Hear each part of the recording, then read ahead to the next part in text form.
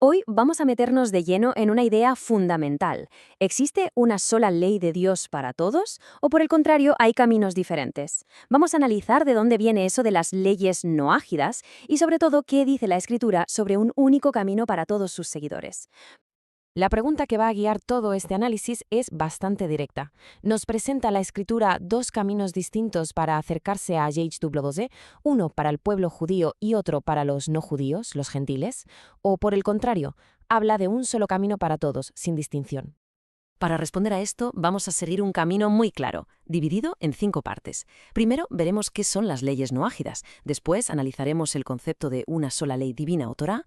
Luego, repasaremos un poco la historia de la división y restauración de Israel. Veremos cómo encajan los gentiles en este plan y, finalmente, llegaremos a una conclusión. Venga, pues vamos a ello.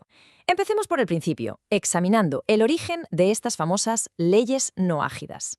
Y aquí el punto de partida es tajante. El concepto de que existe un conjunto de 7 leyes específicas para los no judíos simplemente no se encuentra en ningún pasaje de la Escritura. En ninguna parte. Y esto es muy interesante porque la propia Escritura, por así decirlo, pone las reglas del juego. Cualquier doctrina, para ser válida, tiene que poder demostrarse con el texto bíblico. Si no está ahí, pues uno tiene que preguntarse de dónde sale, ¿no? Claro, esto nos lleva a una primera conclusión clave.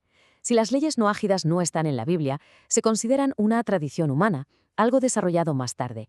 Y esta distinción es fundamental, porque nos obliga a diferenciar entre lo que es un mandato de Dios y lo que son tradiciones de los hombres.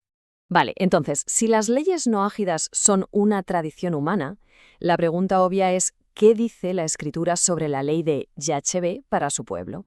Y aquí es donde vemos un contraste brutal, de verdad. Por un lado, tenemos esta construcción humana de caminos paralelos, pero, por otro lado, ¿qué leemos en el texto? Un mandato divino que no deja lugar a dudas, una única ley, una sola Torá para todos los que forman parte de su pueblo. Para entender bien por qué esta unidad es tan importante, tenemos que hacer un pequeño viaje al pasado, a la historia de la división de Israel. Es una pieza clave para que todo encaje. La historia a grandes rasgos es esta. Primero, un reino unido con Salomón, pero después, ¡zas!, el reino se parte en dos, la casa de Judá y la casa de Israel. La cosa se pone tan seria que el profeta Jeremías llega a hablar de un divorcio espiritual. Pero, y aquí viene lo bueno, el profeta Ezequiel nos da una promesa increíble. YHWH mismo restaurará un día a esta familia rota y volverá a unir las dos casas.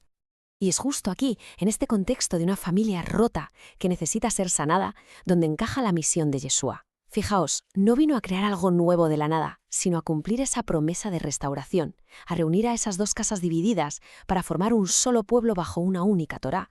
De hecho, sus propias palabras lo dejan clarísimo. Cuando dice, no penséis que vine para abolir la ley, está confirmando que su misión es de cumplimiento, de restauración de todo lo que ya estaba escrito, no de anulación.